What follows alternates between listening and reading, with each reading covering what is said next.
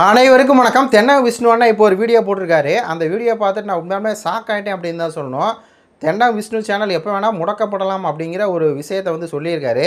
அதாவது யூடியூப் சைட்லேருந்து community guidance வந்து நீங்கள் மீறிட்டீங்க. அதாவது அர்ஜுனா ராமதான் அப்படிங்கிறவருக்கு பதில் கொடுக்கும்போது நீங்கள் வந்து வைலன்ஸ் வந்து பண்ணிட்டீங்க. ஒரு சில வார்த்தையெல்லாம் வந்து பேசக்கூடாது.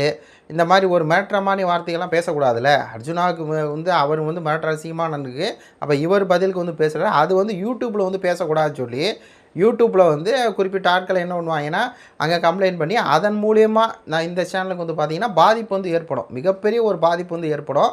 அதான் இந்த வைலன்ஸ் வந்து மீறிட்டாருன்னு சொல்லி இது பண்ணியிருக்காங்க.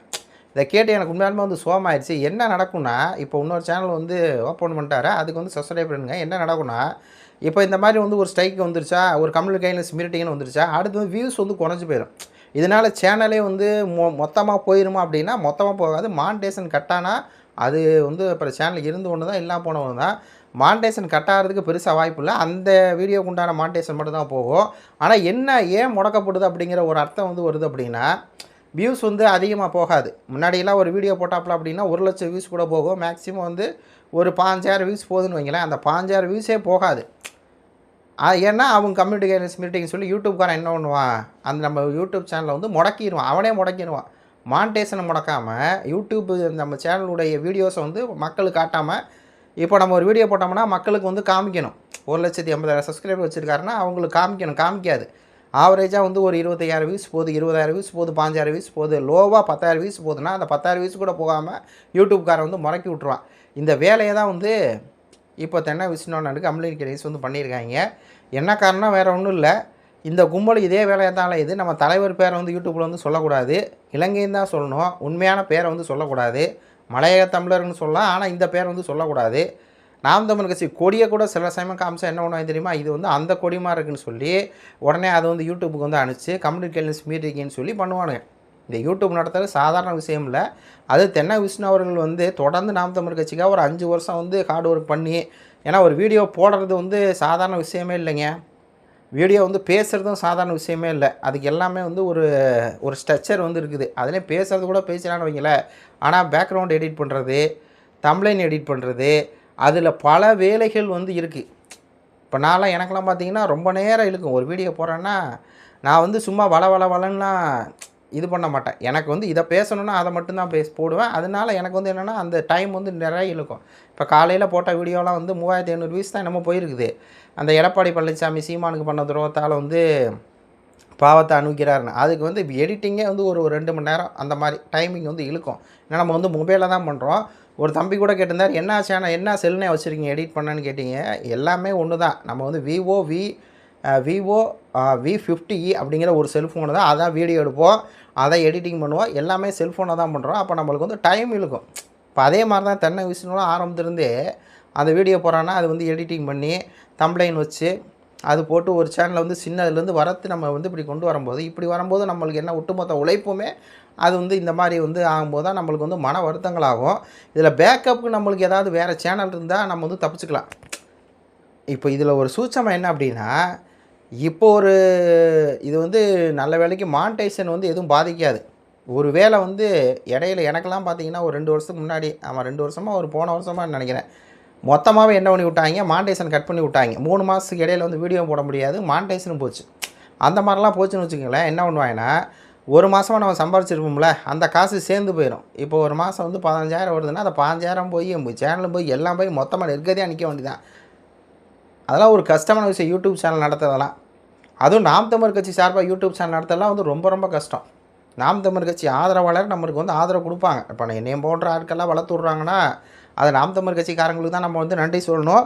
நாம் தமிழ் கட்சியிலேயே அதை ஜால்ரா கொடுறவன் அவன் இல்லை, உண்மையே நேர்மையாக இருப்பாங்க பாருங்கள், அவங்க தான் நம்மளுக்கு வந்து சப்போர்ட் பண்ணுவாங்க. இந்த பையன் பாரு சின்ன பையனாக இருக்கிறான் ஆனால் கருத்தாக பேசுகிறானாப்பா அப்படின்னு சில பேர் சப்போர்ட் பண்ணுவாங்க. சில பேர் வெளிநாட்டில் இருந்தெல்லாம் ஒரு அண்ணா எனக்கு சொன்னார், ஆரம்பத்தில் நீ பேசுகிறா எனக்கு வந்து பிடிக்காது, என்னமோ பேசிக்கிட்டே இருப்பான் தம்பி விமல், ஏதோ பேசுகிறான் அப்படின்ட்டு நான் வந்து ப்ளே பண்ணி விட்டு அப்படியே கேட்டுக்கிட்டே இருப்பேன். ப்ளே பண்ணி விட்டுட்டு ஒரு வேலையை பார்ப்பாரான், என்னமோ பேசுகிறான்னு. என்னென்னா ப்ளே பண்ணி விடணும், இவனுக்கு வந்து ஒரு வியூஸ் கொடுக்கணும் அப்படின்னே பார்த்துட்டுருக்காங்க பல பேர். நம்ம சேனல்லாம் வளர்த்தது என்னென்னா அப்படி தான். ஆரம்பத்துலலாம் பேச தெரியாதுல்ல, அப்போது அந்த கோர்வையாக வந்து பேசுகிறேன் அப்படிலாம் வளர்த்துருக்காங்க. நாம் தமிழ் கட்சிக்காக தான் வளர்த்துருக்காங்க. அப்படியெல்லாம் ஒரு ஒரு ஒரு விஷயமா வளர்ந்து வளர்ந்து வந்து தென்னை விஷ்ணு இன்றைக்கி 1,80,000 சப்ஸ்கிரைபர் இருக்கிறாரு அப்படின்னா, இப்போ அந்த சேனலில் என்னென்னா ஒரு வீடியோ பேசினாப்புலனா ஒரு ரீச் இருக்கும். அதை கெடுக்க தான் என்ன அந்த அர்ஜுன ராமதான பேசணுன்னே ஒரு வேலையை பார்த்து கம்யூனிட்டி கைட்லைன்ஸ்னு சொல்லி வேலையை பார்த்து விட்ருக்கானுங்க. பார்த்துங்க. இதான் நடக்குது. நாம் தமிழர் கட்சிக்காரன் வந்து யூடியூப் சேனல் நடத்துறது அவ்வளோ சாதாரண விஷயமே கிடையாது. இப்போ பாருங்களேன், நாம் தமிழர் கட்சி ஆதரவு யூடியூப் சேனல் முன்னாடி எத்தனை இருந்துச்சு? 100 யூடியூப் சேனல். இந்த எராமிஸே சொல்லியிருப்பார், சுப்பைரமணியன் நாம் தமிழுக்கு சார்பாக 100 யூடியூப் சேனல் வந்து இருக்குது. 100 பேர் பேசுகிறாங்கன்னா, இன்றைக்கி பார்த்தா 10 கூட இல்லை, விரல் விட்டு அடிக்கலாம். என்ன காரணம்னா எல்லாம் இதான் காரணம். நம்ம ஏதாவது ஒன்று பேசுவோம், உடனே அவனுக்கு வந்து கம்யூனிகேஷன் சொல்லி சேனலை முடக்கிடுவானுங்க. ஒரு வீடியோ போடுறது சாதாரண விஷயமே இல்லை. தென்னை விஷ்ணு கூட அதில் வந்து பேசியிருக்க மாட்டாப்புல.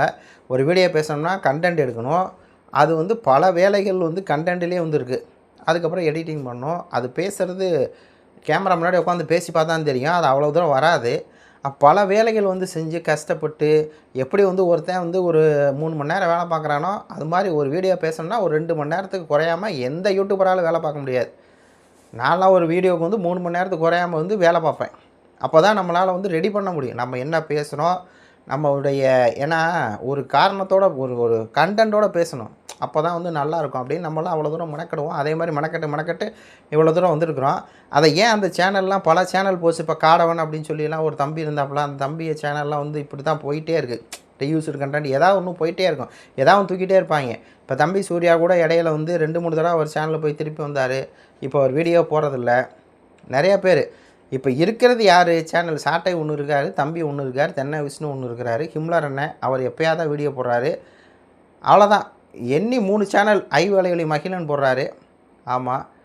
அப்புறம் 4 அது இல்லாமல் யார் போடுறா? ஐயா ராவணா ஃபஸ்ட்டு அவர். இந்த மாதிரி ஒரு கொஞ்சம் சேனல் தான் இருக்குது. மிஞ்சி போனால் 10 சேனலுங்க. நான் மறந்துருக்க சேனலை நீ சொல்லுங்கள். தம்பி சூர்யா, அப்புறம் இன்னும் கொஞ்சம் சேனல், ஒரு மிஞ்சி போனால் ஒரு 10 சேனல் கூட நாம் தமிழர் கட்சிக்கு இப்போ இல்லை. அதான் வந்து துரதிர்ஷ்டம். ஏன்னா கம்யூனிட்டி கைட்லைன்ஸ் தான், வேறு ஒன்றுமே இல்லை. தலைவரோட ஃபோட்டோ, அங்கே இலங்கை பேர், கட்சி கொடி, ஏதாவது ஒன்று வச்சு தூக்கிடுவாங்க. சில ஒரு நாளைக்கு முன்னாடி ஒரு அக்கா ஒரு மெசேஜ் அனுப்பிச்சாங்க. ஒரு யூடியூப் சேனல் வச்சுருக்குறாங்க. ஏன்னா தெரியல, இப்போ அந்த அக்கா செயல்பட ஒரு வீடியோ வந்து கரெக்டாக போட மாட்டேங்கிறாங்க. யாரை பேர் வேண்டாம், யாரை சொல்கிறேன்னு உங்களுக்கு தெரியும். சீமான்னு பேரை போட்டாலே வந்து இது பண்ணுறாங்களாம், ஸ்ட்ரைக் கொடுக்குறாங்களாம். அந்த மாதிரிலாம் நடந்துகிட்ருக்கு. யூடியூப்லேயும் சரி, ஃபேஸ்புக்லேயும் சரி, இன்ஸ்டாகிராம்லையும் சரி.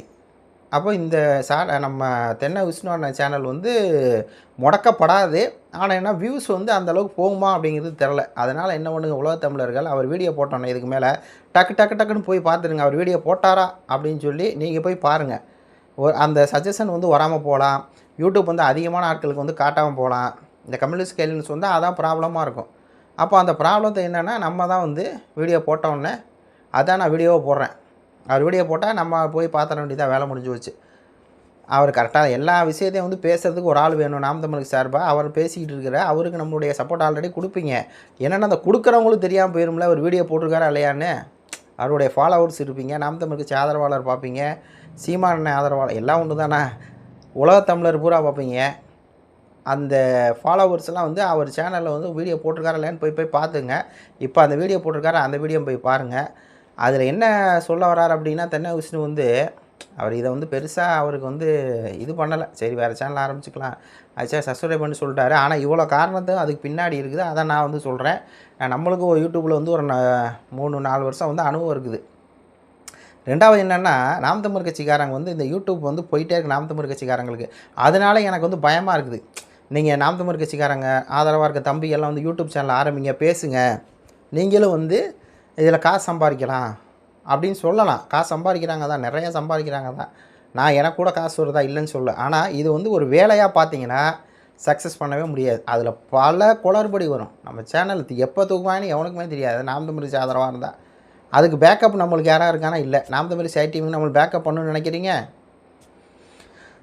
அந்த அக்கா போனதுக்கப்புறம் வேணால் பேக்கப் வந்து இருக்கும். அதனால் நாம் தமிழ் கட்சிக்காரங்க இருக்கிற 10 சேனலை வந்து காப்பாற்றி 10 சேனலில் 5 சேனலாக இருக்குது. 5 சேனலுக்கு வந்து ஆதரவு கொடுங்க. அந்த 5 சேனலை வந்து வீழ்ச்சி அடையாமல் வந்து பார்த்துக்க வேண்டியது ஒரு நாம் தமிழ் கட்சிக்காரனோட கடமை. அடுத்து புதுசாக வந்து யூடியூப் சேனலை தொடங்குறதுக்கு நம்ம ஏதாவது என் சைடு உதவி பண்ணலாம் அப்படின்னா, எனக்கும் வந்து பல நெருக்கடிகள் வந்து இருக்குது. எனக்கு ஒரு பக்கம் நான் வேலைக்கும் போகணும், இன்னொரு பக்கம் இதையும் பார்க்கணும். வீட்டில் வேற பல வேலைகள். அதனால நம்மளாலேயும் ஒரு ஹெல்ப்பிங் யாருக்கும் பண்ண முடியல. எனக்கு தெரிஞ்சதை 4 பேத்துக்கு சொல்லலாம் அப்படின்னா, அது வந்து சிரமமா இருக்குது. பார்ப்போம். இந்த 2 மாதம் முடியட்டும். 2 மாதம் முடிஞ்சதுக்கப்புறம் கூட நம்ம ஆளுகளுக்குள்ள ஒரு 5, 10 பேத்த வந்து உருவாக்கி, அவனுக்கு என்ன சந்தேகமோ அதை தீர்த்து வச்சு, ஒரு மீட்டப் மாதிரி போட்டு பண்ணணும். தென்னை விஷ்ணு அண்ணன், அப்புறம் சாட்டை வருவார் என்னன்னு தெரில. சாட்டைகிட்ட பேசினா வருவார்னு நினைக்கிறேன். பார்ப்போம். அந்த மாதிரி ஆட்கள்லாம் வச்சு ஒரு மீட்டப் போட்டு எப்படி தம்ப்ளைன் வந்து வைக்கிறது, எப்படி வந்து பேசுகிறது எல்லாம் நம்ம ஆளுங்க பேசிடுவாங்க. எப்படி தம்ப்ளைன் வைக்கிறது, எப்படி எடிட்டிங் பண்ணுறது, இந்த மாதிரி கம்யூனிகேஷன்ஸ் வராமல் எப்படி வந்து நம்ம வந்து பேசுகிறது. இப்போ நான் பேசுவேன் இலங்கை அப்படின்னு பேசுவேன், கட்சி கொடியை வந்து காட்ட மாட்டேன். அது மாதிரி தான் தலைவர் தேசிய தலைவர் அப்படின்னு சொல்கிறது, அதோட நிப்பாட்டிக்கணும். அதில் வந்து எப்படி பண்ணணுன்னு ஒரு மீட்டப் மாதிரி போட்டு பல ஆட்களை வந்து உள்ளே கொண்டு வரணும். பார்ப்போம். அதுக்கு ஒரு முயற்சி எடுப்போம். இன்னும் 2 மாதம் வந்து போகட்டும். இது உங்களுடைய கருத்துக்களை சொல்லுங்கள். நன்றி, வணக்கம்.